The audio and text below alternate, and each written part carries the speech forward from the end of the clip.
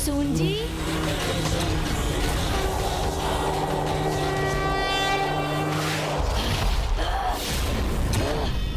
कौन हो तुम?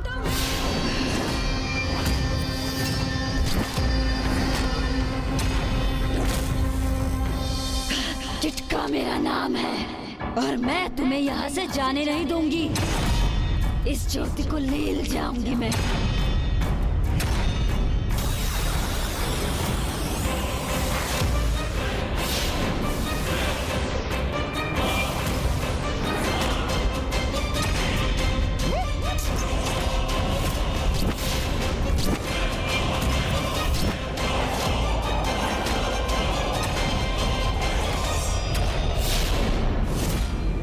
माँ, ये आसुरी कीट तो आपकी ज्योति को अपना आहार बनाने के लिए आतुर है।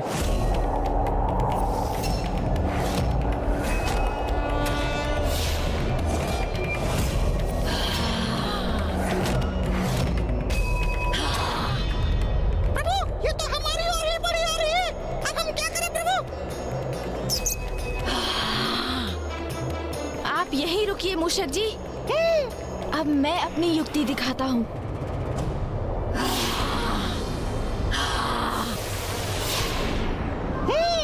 मैं समझ गया प्रभु, आपकी चतुराई।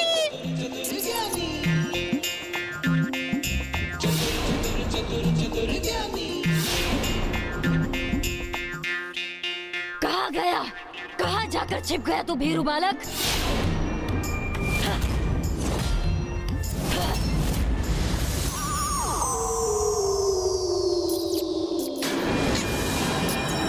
मैं सकुशल हूँ प्रभु, आप मेरी चिंता मत कीजिए।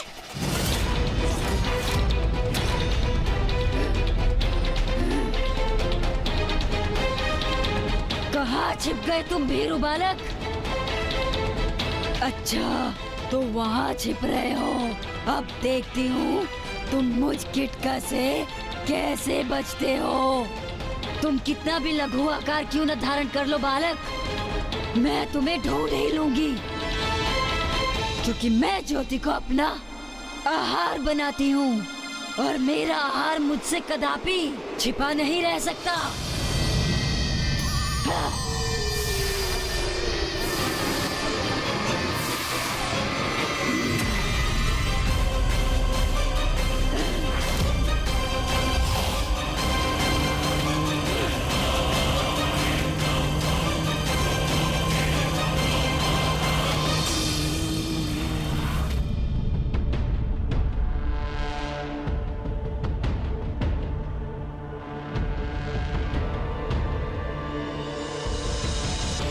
मुझे मूषक जी को ढूंढना ही होगा, किंतु इस घनी धूप में।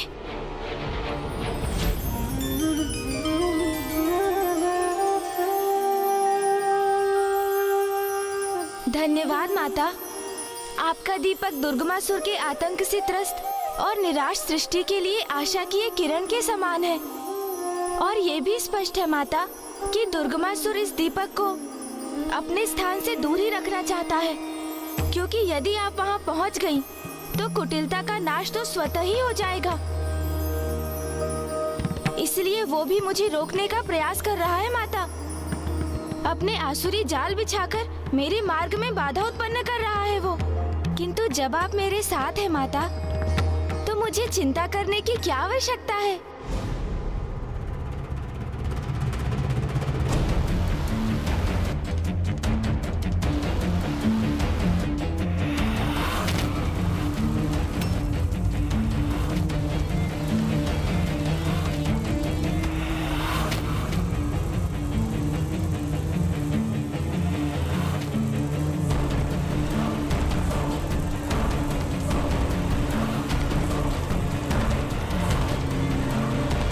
से गणेश को आहत कर रही है, जिससे गणेश के हाथ से वो दीपक गिर जाए और वो उस दीपक पर धावा बोल दे। मुझे समझ में नहीं आ रहा, यह असुरी कीट तो इतनी लघुकाय है, गणेश जी बड़ी सहजता से इसे मसल सकते हैं, तो फिर वो ऐसा क्यों नहीं कर रहे? सूर्यदेव, गणेश मेरी ज्योति को सुरक्षित रखने हेतु रक्षात्मक होने पर विवश, क्योंकि यदि वो अचानक गतिशील हुआ तो दीपक की लौ डगमगा जाएगी, जिससे मैं स्वयं अस्थिर हो जाऊंगी, जिसका कुप्रभाव सृष्टि को सहना होगा।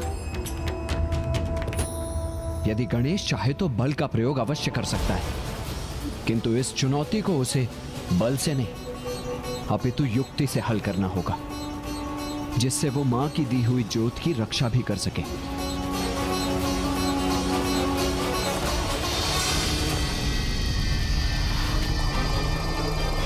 ऐसे नहीं तो वैसे मैं इस ज्योति का नाश अवश्य करूंगी। ये तो अति है इसकी। ये मेरा आहार बनेगी अथवा मैं इसे बुझा कर रख दूंगी। अब इसे उचित पाठ पढ़ाता हूँ। सूर्यकोटि समप्रभ। ये क्या, इसने तो पुनः विशाल रूप ले लिया है। संभवतः ये मुझे उलझाना चाहता है, किंतु मैं इसके छलावे में नहीं आने वाली।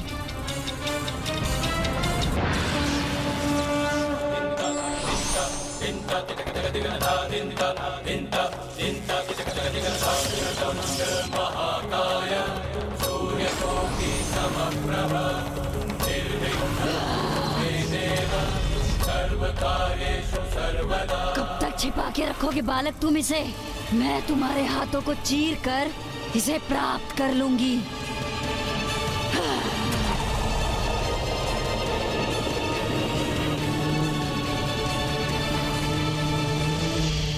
माँ, मुझे आपकी सहायता की आवश्यकता है।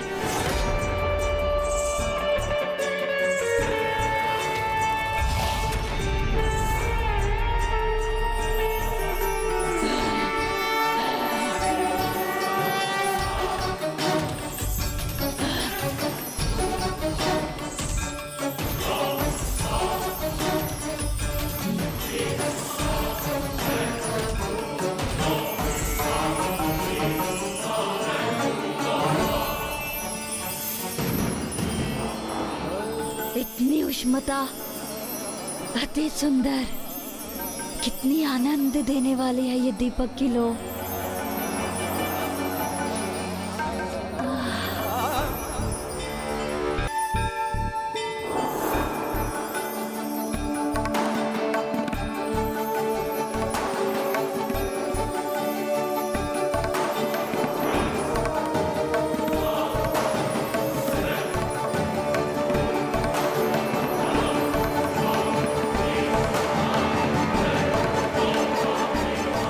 पूज्य गणेश जी, ये क्रीड़ा का समय नहीं है, यही उचित अवसर है। मसल कर रख दीजिए इस कीटासुर को। देवराज इंद्र, गणेश कोई क्रीड़ा नहीं कर रहा है। कुमार कार्तिकेय यदि क्रीड़ा नहीं कर रहे हैं तो फिर क्या कर रहे हैं प्रथम पूज्य गणेश जी?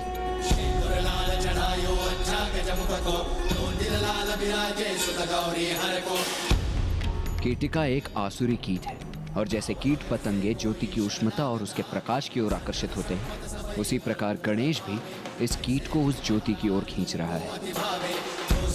मात्र गणेश ही अपनी चतुराई से ऐसी युक्ति उत्पन्न करने में सक्षम है। वो उस ज्योत को अपने हाथों में सुरक्षित भी रखेगा और बिना उस पर कोई आक्रमण किए उस कीट का अंत भी सुनिश्चित करेगा।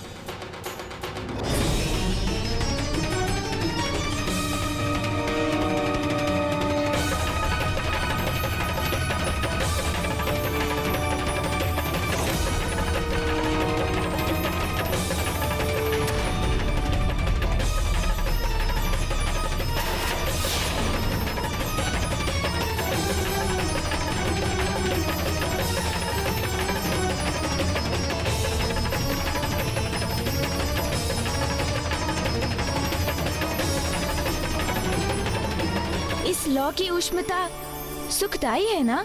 हाँ, बहुत सुखदायी है ये दीपक की लौ। तो इसके और निकट आओ ना, इससे और सुखद अनुभव होगा।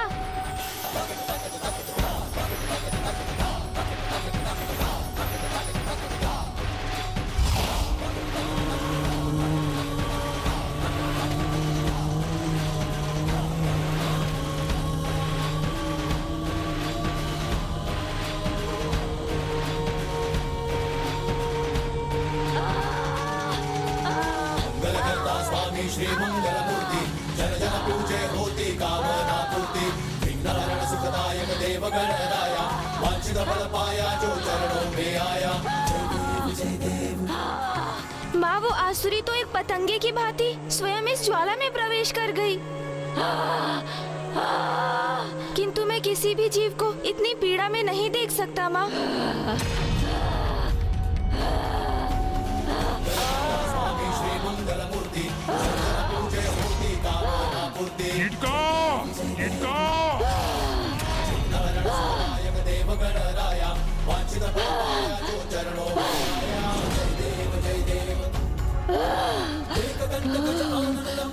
तुमने मेरे प्राण क्यों नहीं लिए? मुझे जीवित क्यों छोड़ दिया? क्योंकि मैं यहाँ किसी से युद्ध करने नहीं आया हूँ। मेरा तो मात्र एक ही उद्देश्य है। मेरे हाथों में जो शक्ति है उसे सुरक्षित रखना है मुझे। तुम्हें कोई हानि पहुँचाने की इच्छा नहीं थी मेरी, किंतु तुम मेरी माँ की शक्ति को क्षति पहुँचाना चाहती थी। इसलिए माँ ने ही तुम्हें दंडित किया है।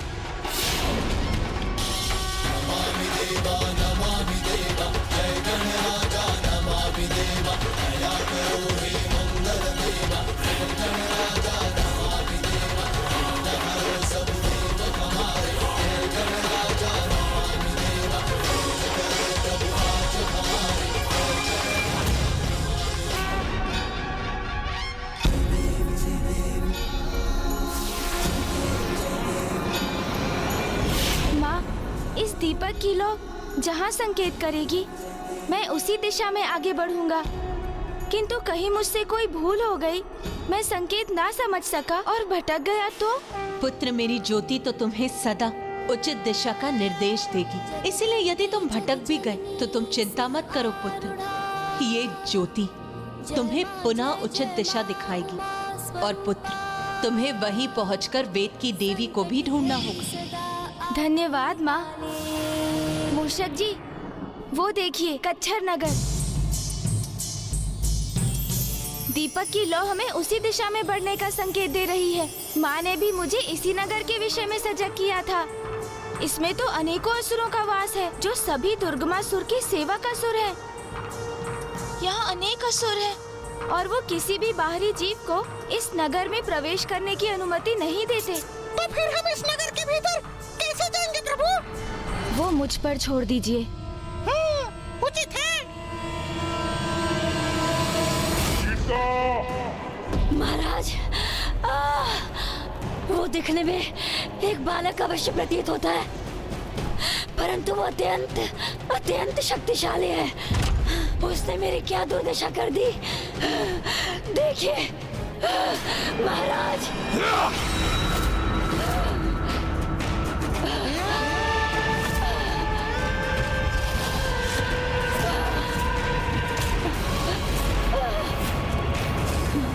नहीं महाराज।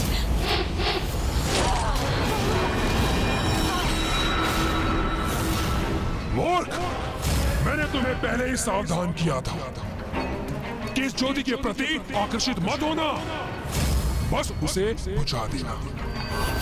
किंतु तुमसे इतना भी ना हुआ। मुझसे ही भूलोगी कि मैंने एक कीट पतंगे को भेज दिया उस ज्वाला को नष्ट करने, किंतु अब नहीं। अब मैं उससे भी अधिक शक्तिशाली और विशाल भयंकर असुर को भेजूंगा। छायासुर, छायासुर, छायासुर।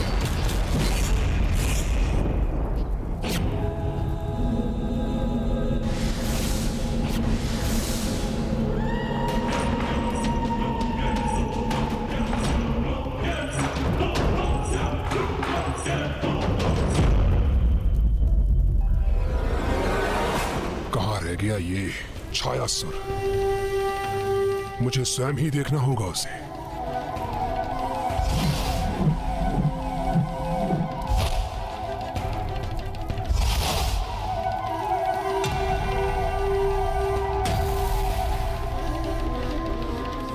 ये दर्पण साक्षी है मेरे भव्य व्यक्तित्व का।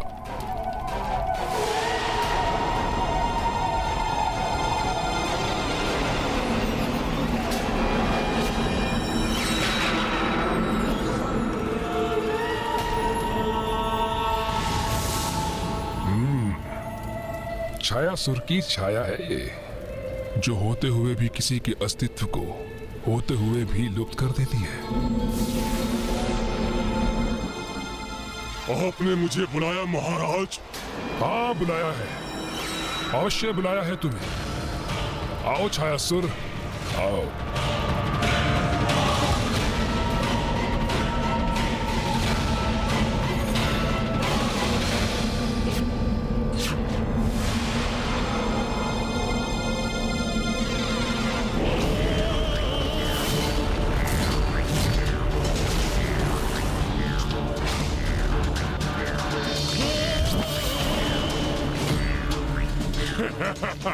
छायासुर आपकी सेवा में उपस्थित है महाराज।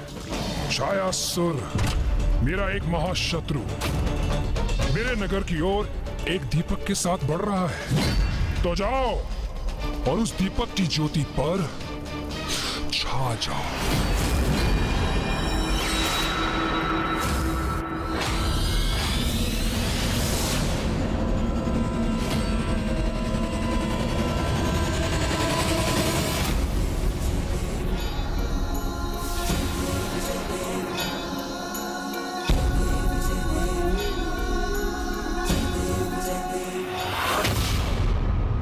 महाराज ने कहा था उनका शत्रु नगर में प्रवेश करने वाला है, किंतु यहाँ जो भी आएगा इसी प्रवेश द्वार से आएगा, क्योंकि कच्चर नगर में प्रवेश करने का तो कोई और मार्ग ही नहीं है।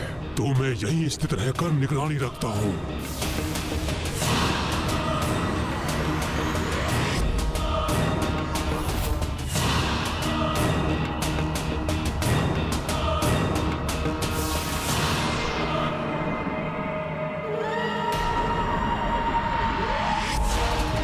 विचित्र विडंबना है ये, जिस प्रकाश का विस्तार तुम समस्त संसार में करना चाहते हो, उसी ने तुम्हें मेरे समक्ष लाकर तुम्हें संकट में डाल दिया है बालक।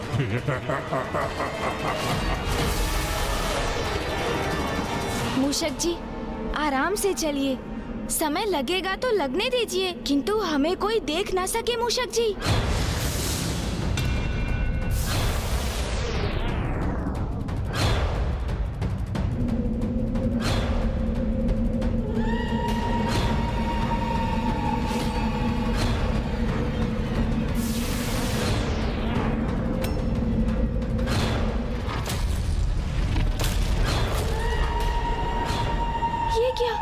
लो मंद कैसे पड़ रही है?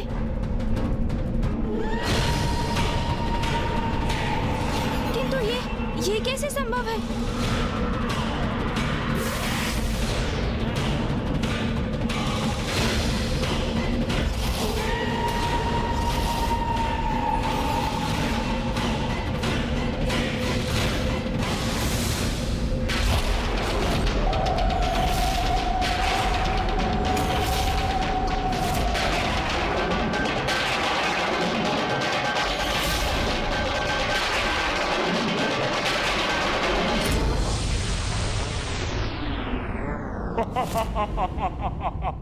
ये कैसा अनर्थ हो गया? माता का दिया बुझ कैसे गया?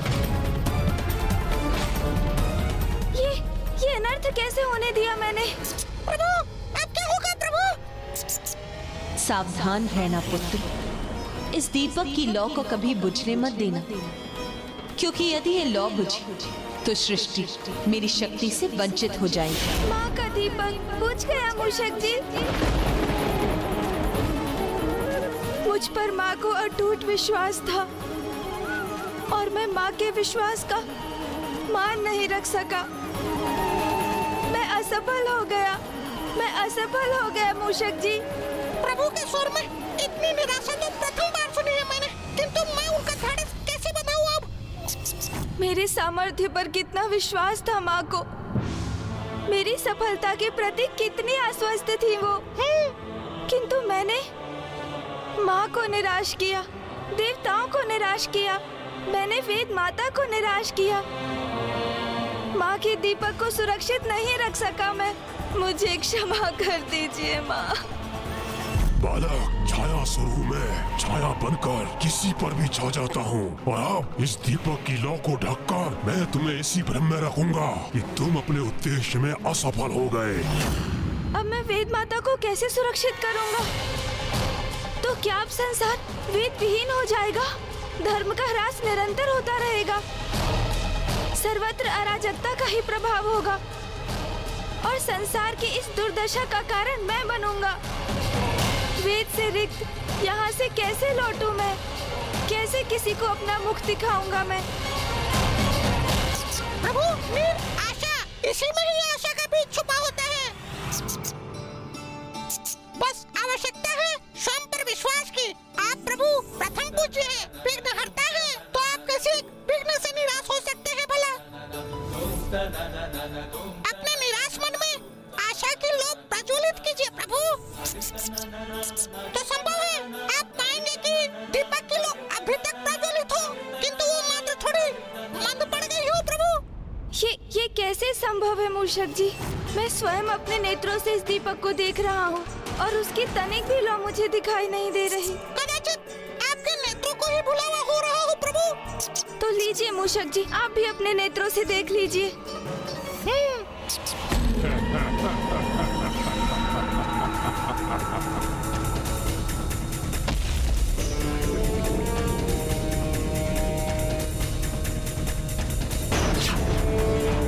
किंतु मुझे सावधान रहकर दीपक के ऊपर पूर्ण रूप से स्थित रहना होगा।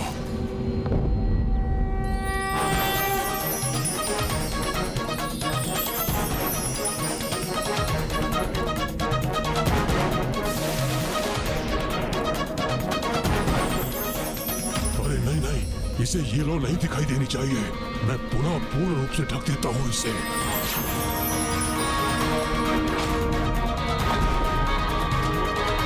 मेरी दृष्टि का भ्रम था ये, अथवा एक क्षण के लिए मुझे दीपक की लौ पुनः दिखाई दी थी।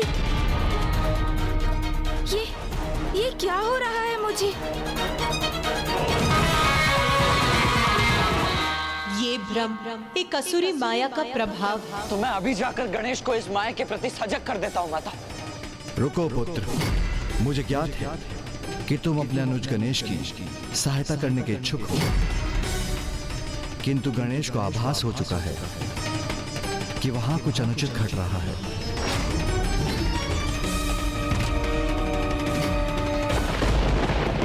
प्रभु, अब तो मैं भी निराश हो गया हूँ। आप उचित कह रहे थे, लौ तो पूर्ण रूप से अदृश्य हो गई है प्रभु।